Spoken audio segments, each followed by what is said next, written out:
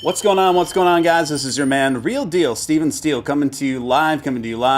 Let me get my screen sorted really quickly here. It's way out of whack. Just bear with me momentarily, gang, and it'll make sense in a minute here. There we go. What's going on, guys? Good to see you. Another wild and wacky evening in terms of topics to be covered tonight, and we're going to get to all of them.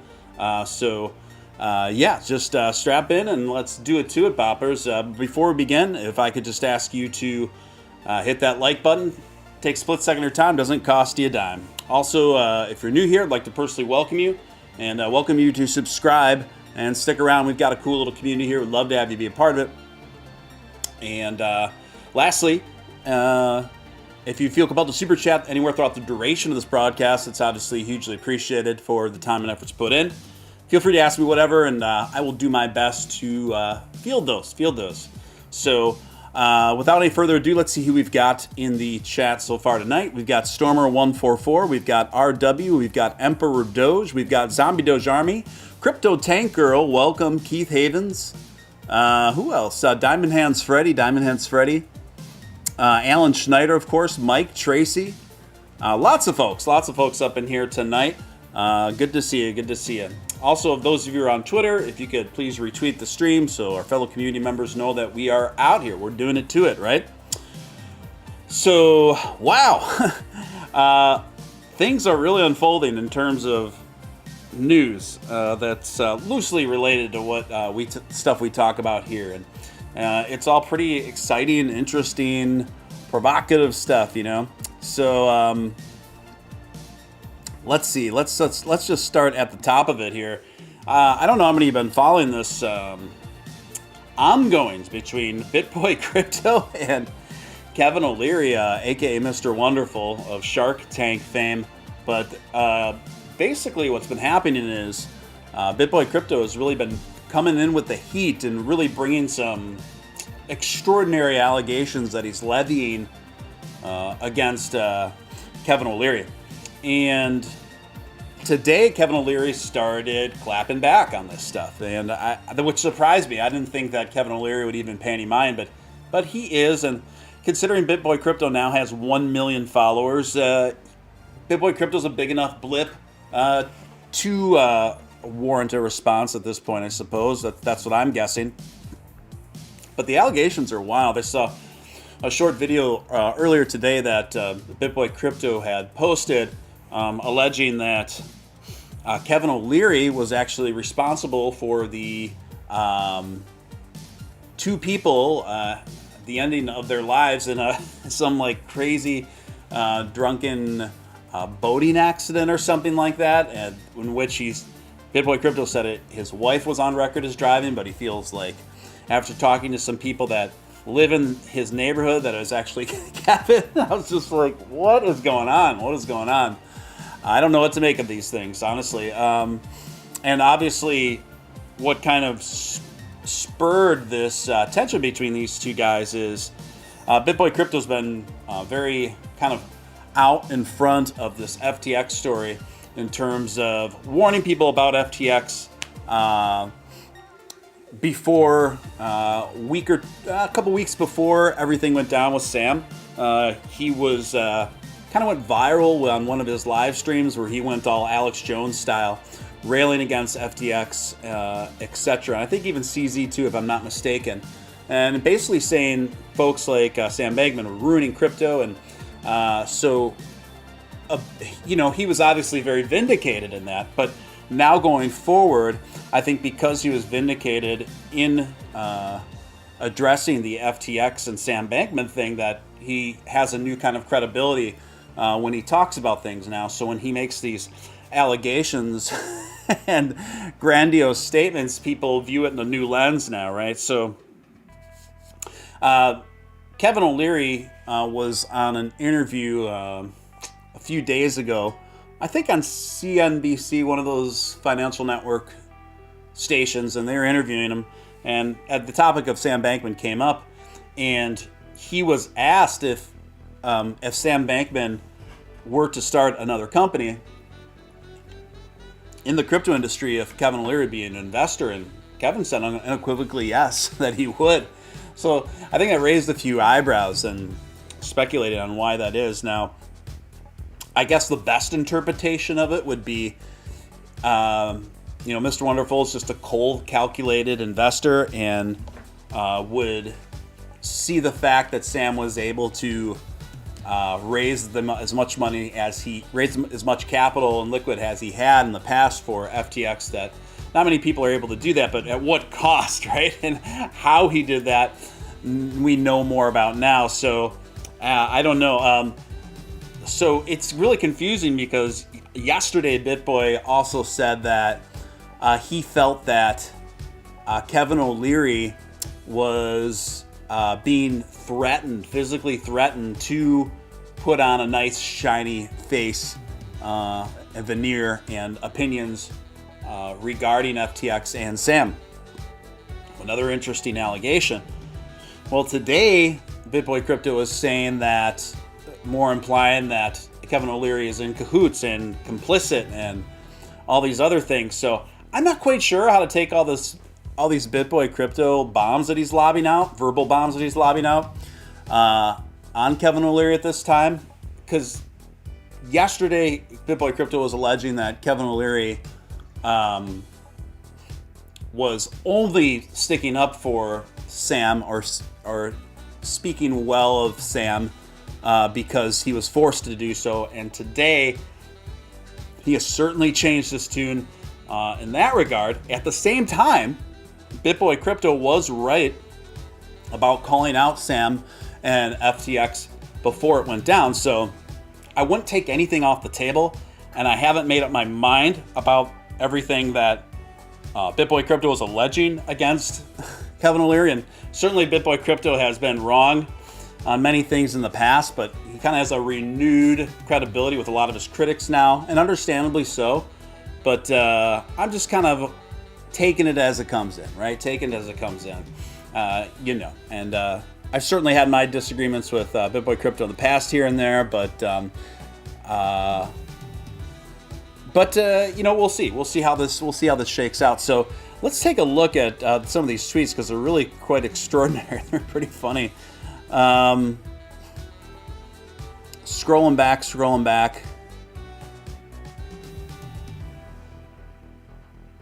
So now he's alleging that Kevin O'Leary is padding both his YouTube and Twitter accounts with fake bots and fake followers and fake engagement. And what else? He's just putting some of his haters on blast. He's just really, really on fire. You know who Bitboy Crypto reminds me of? Just like his stature and his vibe and the way he looks. He reminds me of, I don't know if anyone's ever seen the old, you know those old claymation Christmas specials? One of my favorites has like a duet, a musical duet between Mr. Heat Miser and Mr. Freeze Miser. And the Mr. Freeze Miser character is fashioned after Dick Van Dyke. And Mr. Heat Miser, I don't know which celebrity he was supposed to be fashioned after, but he reminds me of Mr. Heat Miser. If you're wondering who that is, do a Google search for Mr. Heat Miser. That's who Bitboy Crypto reminds me of. Just feisty little Mr. Heat Miser. So Zombie Doge Armor says, I don't know what's happening. I'm trying to figure it out myself, but it is pretty interesting, pretty provocative. So who knows? I'm not saying, I want to be clear too, I'm not saying that all of the things that Bitboy Crypto is addressing and claiming about Kevin O'Leary isn't true. I'm just saying I don't know and I can't be sure, right? That's all I'm saying.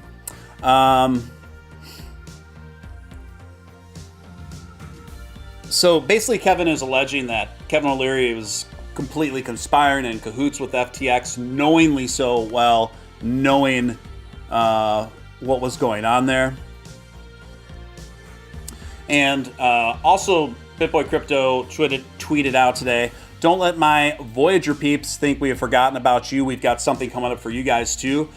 That's good to hear, and I will be right on top of that. Who knows? Maybe I can even get Bitboy himself to come on here and talk about these things. I know we're just a small time channel, but maybe you can get him to make just a little time for us over here. Stranger things have happened. Stranger things have happened. Now let's go to Kevin O'Leary's Twitter account, and you'll know shortly why I'm already kind of cracking up here. AKA Mr. Wonderful, right? So Kevin O'Leary,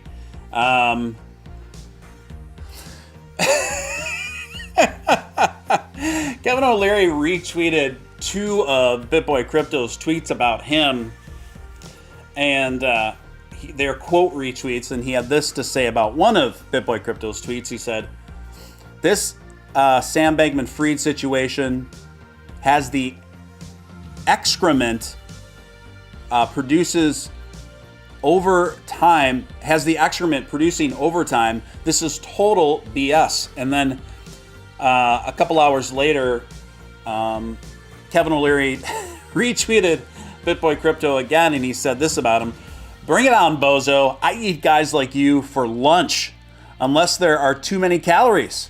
I'm trying to keep my Adonis figure in shape." I gotta say, no matter what you think about this situation, I think that was a pretty good comeback. I'm gonna read that one more time.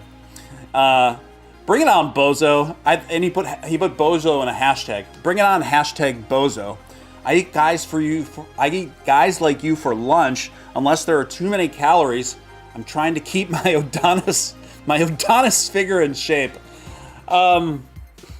You know, especially when I'm looking at this PFP with laser eyes coming out of old Mr. Wonderful there, it makes it all that more of an animated affair. We'll put it that way. Anyway, let's see what's going on in the chat. Seems like you guys are just talking amongst yourselves, and that's a-okay. That's a-okay. Let's go to the next story here anyway, guys. Genesis. Here's the direct impact of the FTX failures on their neighboring corporates and exchanges. I don't know if any of you still have assets held on Genesis. Be careful now. I've already been warning you guys for, I think, the last 2 weeks about Genesis. They basically have about less than 24 hours now to produce about $1 billion in liquid to keep their operations running smoothly as is. So, given what we've seen recently, it wouldn't surprise me that within 24 hours, the ability to withdraw assets from Genesis is no longer an option for an indefinite period of time. So just be careful out there, guys. Err on the side of caution with any of these exchanges at this point, honestly. So I think that's all I got to say about that one. Now, this is a really interesting, a real humdinger, if you will. Zombie Doge Army, by the way, thanks for the $5 super chat for helping to get things started here. I eat SH, you know what, like you for breakfast. You eat, you know what? You eat, you know what, for breakfast? What movie is that from? I know that quote. You gotta let me know. I remember that. Magenta, are you defending the Alamo? Oh, good one, sir. It makes me think of Pee-wee's Big Adventure when he went all the way to the Alamo to look for his missing bike. And it wasn't there. It wasn't at the Alamo. This whole time, the big bully Francis had his bike, right? Great movie. I think Danny Elfman produced that one. They made a sequel, I think in the early 90s, called Big Top Pee-wee. It's good too, but a totally different kind of film. Big Top Pee-wee's almost more like atmospheric and ethereal and more paced, slow moving, but still good in its own right. Very bizarre film, but not in a bad way. Just different.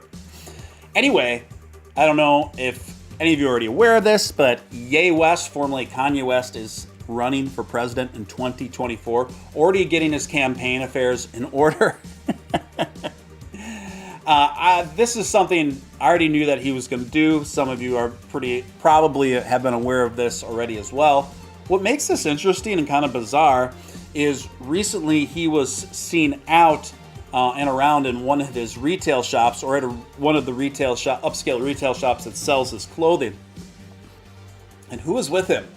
Who was with him? You'll never believe it, folks. And this isn't an unexpected twist and turn to this affair. There is no basement in the Alamo. That is right, sir. No basement in the Alamo. That was a really sobering reality. So Kanye West just yesterday was seen out with none other than Milo Yiannopoulos. How many of you guys remember Milo Yiannopoulos? He was kind of like a edgy, how would I describe him? Edgy, eccentric, socio-political commentator and journalist that pretty much saw his apex of popularity in like 15, 16, 17, right in there. And then he was basically banished from the interwebs in terms of all the major social media platforms. He got deplatformed off of everything. And that's predominantly why we've heard less from him, though he's still doing his thing on smaller platforms. Anyway, he was hanging out with Kanye West, and he was rolling around with him. And Kanye West just said flippantly, let me go to this article. So are you running...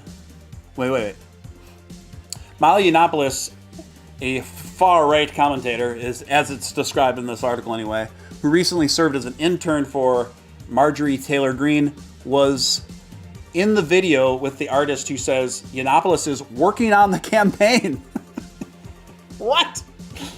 The video appears to depict Ye alongside of Yiannopoulos as they walk around in what seems to be the artist's office, with clothing filling one of the rooms. So are you running? The camera person asks. Ye responds, yes. It's simple. Ye added, it's just we're moving toward the future. And there's some video footage of this that was posted to Twitter and whatnot that shows all of this. The video's widespread circulation comes just a few hours after the rapper tested his Twitter account. So this video footage is even fresher than I thought, just a couple hours ago.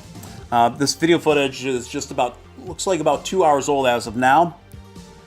And also Ye has come back on Twitter, tweeting earlier, testing, seeing if my Twitter is unblocked, sparking an immediate reaction from the users that ranged, the GOAT is back, to, oh no.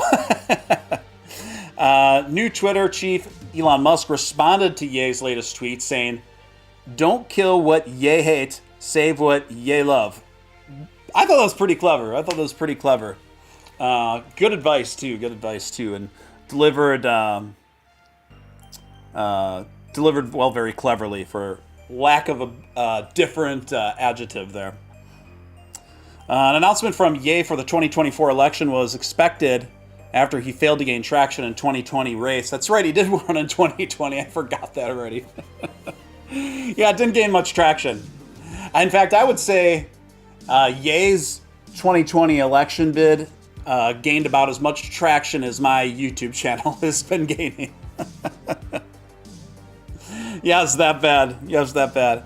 Anyway, I thought that was pretty unexpected. What do you guys think about that?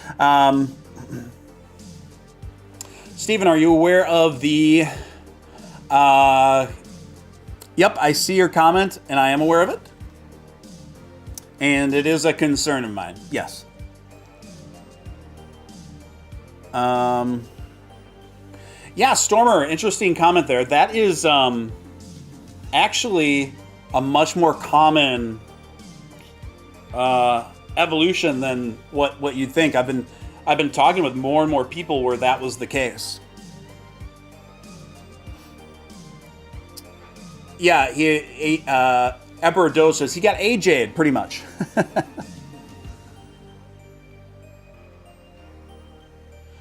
Oh, we got the spam bot in there. Spam bot, bullish. Spam bots are bullish. Someone's paying attention, right? Someone's paying attention. So, I don't know, man. I mean, Ye is a very... talk about two eccentric characters between them two, right? It's hard for me to take a presidential bid from him seriously, but... The thing is, I think Yace thinks so highly of himself that he thinks he has a real shot. I don't think he has a real shot realistically, and I'm not a hater. I just But if his intention is to draw more attention to himself and his brand, and shake things up and maybe help sculpt the narrative to issues that concern him, then there might be an effect there. I mean, that is, I could see that as being a possibility. Cougar bots, says Josh. I feel like I've met a couple of those in my day. Let's see, what else do we got in here, folks? What else do we got in here? I don't know if you guys know, but Project Veritas, some of you guys probably are familiar with them. Their official Twitter account got unlocked today and reinstated. So let's see what this article that on it has to say. Twitter reinstated the nonprofit investigative journalism enterprise Project Veritas on Sunday, making it the latest account to have access again to the social media platform under the new owner. Officials restricted Project Veritas in 2021 for allegedly posting a video showing Facebook Vice President Guy Rosen admitting the social media platform built a system directly designed to freeze commenting where hate speech or violence is detected without confirming if the alleged speech was either of those things. That seems like a weird thing to get banned for, in all honesty. Like, out of it, and just in my opinion, I think Project Veritas has done a lot edgier things than that. So it's interesting that was kind of the straw that broke the camel's back there. Alex LaRusso, the executive producer of the Benny Report. I have no idea what the Benny Report is. I feel like that's probably like one of those more like mainstream conservative radio shows that's kind of more akin to like what Rush Limbaugh was or something. But I could be wrong. I think that's what that is. Who recently was reinstated on Twitter, posted the news as it broke. So here we're seeing a continuation of banned accounts pretty much as a consequence of their political beliefs. Large accounts who were banned in that regard coming back on a daily basis. So this is all happening pretty swiftly in that regard. And of course, we talked about more also recently reinstated accounts: Jordan Peterson, Kathy Griffin. It's Griffin, right? Not Griffith. Griffin. And the Babylon Bee. And of course, last night I did a special broadcast in the wake of Donald Trump being reinstated. Now, Donald Trump, I don't think is going to tweet for a bit. I asked on Twitter when people thought his first return tweet would be. A lot of people were saying Thanksgiving, within the next 24 hours, etc. I don't know. I do think that Trump is going to come back to Twitter, but it may take a bit for him to work through the legal obligations he has to his shareholders at Truth Social. But again, I don't think Donald Trump can run a fully formidable 2024 bid without being active on Twitter. I just don't see it. And honestly, if Donald Trump can't see that and doesn't understand that, frankly, I don't think that he deserves to win, honestly. But I think he'll probably come back.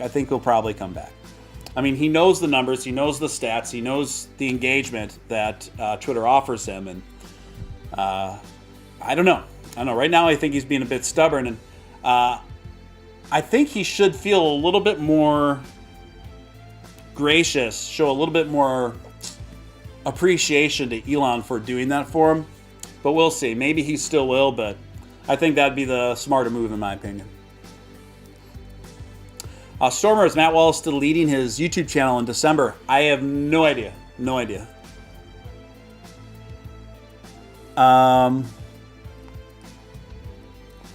Zombie Doge Army, I cannot read that out loud. I have no idea. All right, let's get to the next thing. Now, this is really cool. This is really interesting. And another story that didn't make my 2022 bingo card. Democrat Senator Mark Warner says Trump was right about banning TikTok, warns parents to stop letting kids on the app. Senator Mark Warner, Democrat from Virginia, says the former president was right to go after the China-owned video sharing app TikTok. Warner made the statements during an appearance on Fox News Sunday, telling host Shannon Bream that the app represents a major threat to the Americans' privacy. Shannon Bream actually briefly dated, I think her sister or her cousin. Small world, folks. He also warned parents against allowing their children to download the app on their phones. Well, I think Donald Trump was right. I mean, TikTok is an enormous threat, Warner told Bream. So if you're a parent and you've got a kid on TikTok, I would be very, very concerned. All of that data that your child is inputting and receiving is being stored somewhere in Beijing. Warner is only the most recent in a series of U.S. politicians and officials to call for a crackdown on TikTok. FCC Commissioner Brandon Carr called on regulators to ban the app in the U.S., and the FBI Director Christopher Wray warned about that contributes to China's status as the number one thief of U.S. data in the world. Yeah, so you guys know that I'm on TikTok and I use it, and I've been getting more and more views there, but at the same time, I'm not the biggest fan of the platform. And this is just another reason why. The data breaches and the massive amount of data mining that is being collected from the Chinese government on every American user and stored away for who knows what reasons that could boomerang back on us in the future. Aside from that, I think that the way the algorithm is purposely set up on the American version of TikTok is deliberately set up that way to encourage more de-evolutionary behavior in our young people in America. Because when you look at the Chinese version of TikTok, the algorithm rewards a whole different sets of content, from the fine arts to fitness tips and wellness to engineering accomplishments, etc. Right? Wherein it only takes about 3 minutes to scroll through the American TikTok to understand that it rewards vastly different content and behavior. And that is literally by design. So I think that's noteworthy. So do I support a TikTok ban? Yeah, ban hammer on the TikTok. Let's smash it. Why not? Let's bring in Vine. We'll bring Vine in. Vine 2.0. We're going to usher the era of Vine in with a algorithm that's not so destructive, and data mining procedures and terms of service that aren't so invasive on our privacy, right? So Trump wanted to ban TikTok. Elon Musk is looking to revive Vine, which I think is a very exciting prospect. People laugh at that, like, oh, Vine is so passé, and it's been out of commission for a long time. Like, that's not going to do anything. Are you serious? You really don't think Elon Musk and his team of engineers can effectively revive Vine? Of course they can. And if you don't think that young people will migrate to Vine, they definitely will. I mean, honestly, as far as I see it, best case scenario, TikTok America gets the ban hammer, and all the young people, most of the TikTokers, migrate to Vine, except this time the thoughts don't get rewarded, the thoughts get regulated, and actually talented people get rewarded, and interesting and genuinely funny, entertaining people get rewarded in the algorithm. Because right now, TikTok, in some regards, is little more than an OnlyFans funnel. Let's be honest here. 50% of the content there is simply an OnlyFans funnel. So there we go, man. Bankrupt the thoughts and re-engage our thoughts. See what I did there? All right. I'm kind of kidding. I'm not anti girls, doing their thing and getting their hustle on. Like, it's your prerogative. That's cool. Like, I don't want to be clear. I'm not anti that. But at the same time, like, I think like the current state of our culture has just gotten out of balance too much, where the focus has just gone so far in some of these directions that it's really starting to take a toll on us. I've called American TikTok in the past a de-evolutionary accelerator, and I stick to that. I really do see it as that. And furthermore, and I actually consider myself a very open-minded guy. I'm not a stuffy guy. I'm not a prude by any means, but when I see all these crazy ideologies, I could have never even anticipated, if you would have asked me 10 years ago, that these ideologies were going to be normalized on young people. If you would have told me this stuff like 7, 8, 9 years ago, I would have thought that you were writing a science fiction book and that you were pulling my chain. But I know you guys know the stuff I'm talking about. It's just like, we need some counterbalance here. It's time for some counterbalance. Let's see, what else going on? Luminal 4D, what's going on?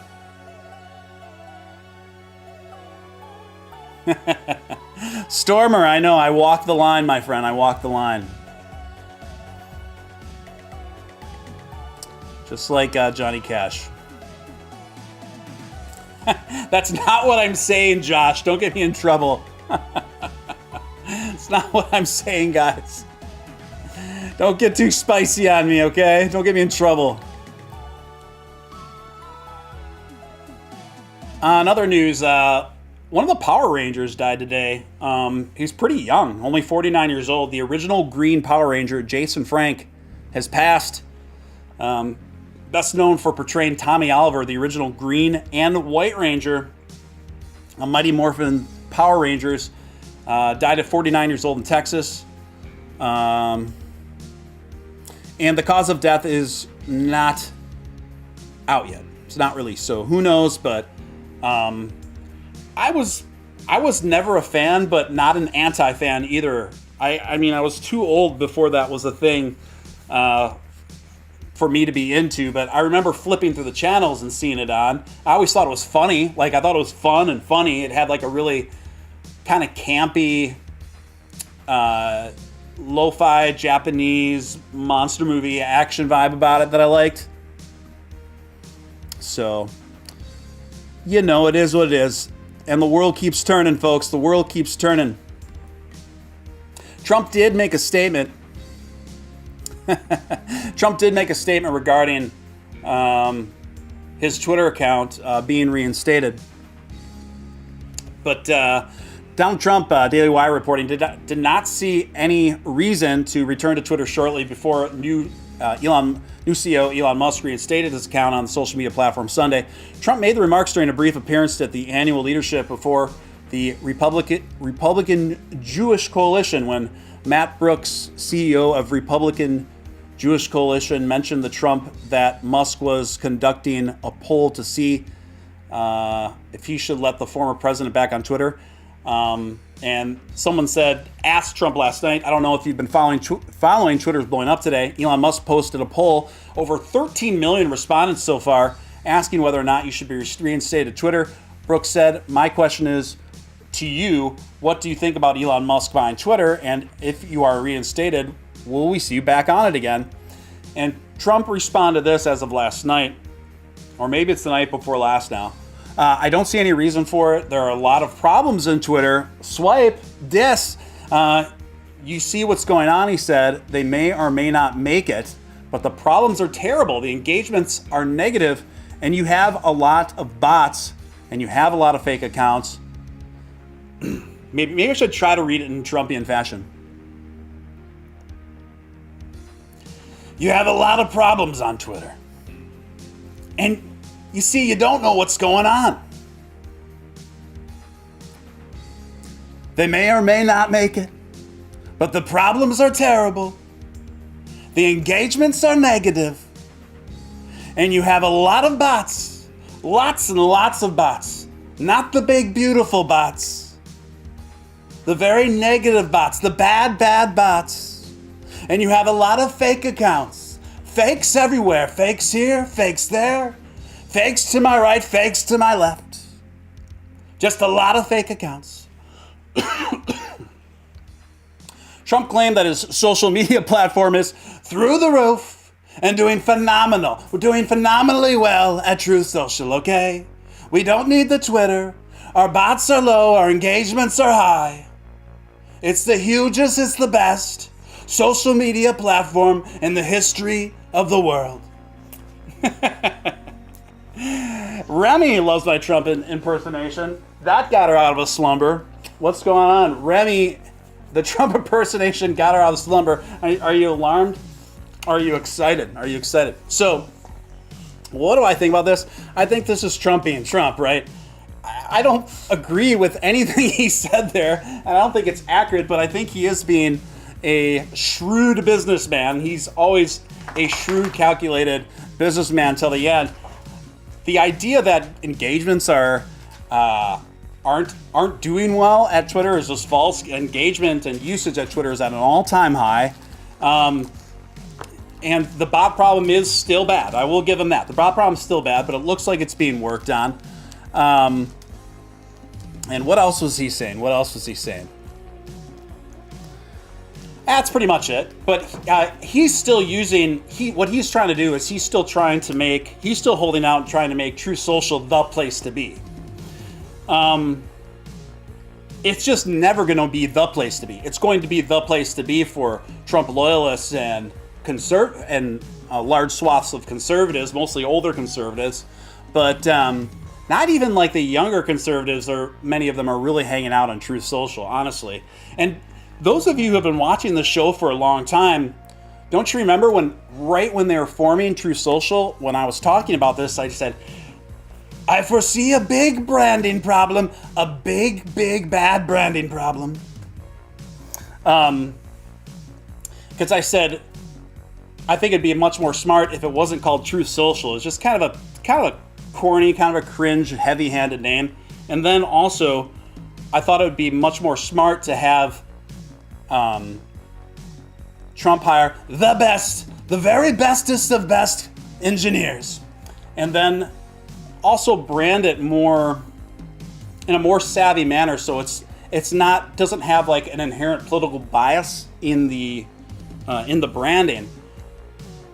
If I believe Truth Social would be a lot more effective, number one, if it wasn't called Truth Social, and number two, if it was branded, where obviously that's where you knew Trump's preferred social media platform was to be heard. That would go without saying, and you could still have him be at the forefront of that with the branding, but at the same time, have the aesthetics and everything, and the name of it be a welcoming place for everyone, not just fans of his, so that you have a lot more of a reach, right? Not more of a reach, because right now the ceiling is kind of in for Truth Social, right? On the kinds of people that are going to be on Truth Social, where Twitter, it's a lot more diversified in terms of opinions, and people are mixing it up and kind of trolling each other, and that's what the internet should be about to a degree. I mean, so Luminal says, the best truths, hugely truths.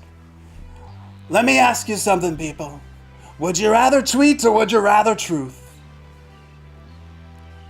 We have the best truths, or you could pick the very weak tweets. Very weak tweets, less engagement, filled with bots, botted tweets, or free as a bird truths. My throat cannot take any more Trump. Stormer says, I heard someone say Trump should have called it Trumpet. Yes, Elon Musk actually suggested he should have called it Trumpet, and I agree. That would have been good, actually. That would have been clever. That'd have been a very partisan name, but I think the payoff would have been worth it. I think that's a joke that doesn't get old. Look, Trumpet would have been a lot better than Truth Social.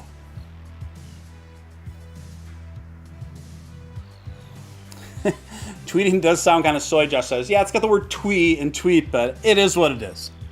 Twitter is still the place to be, you guys. We just got to take care of these shadow bans.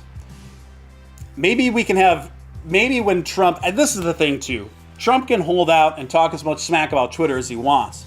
But when it comes down to it, he's going to have to utilize Twitter, you guys. If he wants to make a formidable bid to the White House, he's not going to be able to do it that effectively, in my opinion, without getting on Twitter. The reach of Twitter is just so massive. So massive. Like his profile is already up to, again right now, like 80 million followers. 80 million people just waiting for him there. 80 million lovers, 80 million haters. What are you gonna do? Oh my gosh, oh my gosh. Let's see, is there anything else in my roster tonight? I don't know. I don't know. I'm a little talked out. I've been doing a lot of Twitter spaces lately, additionally. I think we're going to wind this one down, guys, but I hope you enjoyed yourselves. We can go in a little bit under an hour here. But the idea is I'm doing shorter streams, but doing them more frequently. So it's a trade-off. It's a trade-off, folks. It's a trade-off. You get shorter streams, but you get way more. My throat needs a break now. Anyway, thanks, guys. Love you guys. And we'll probably see you tomorrow night, okay? Until next time, this is your man, Real Deal, Steele, signing out. Later.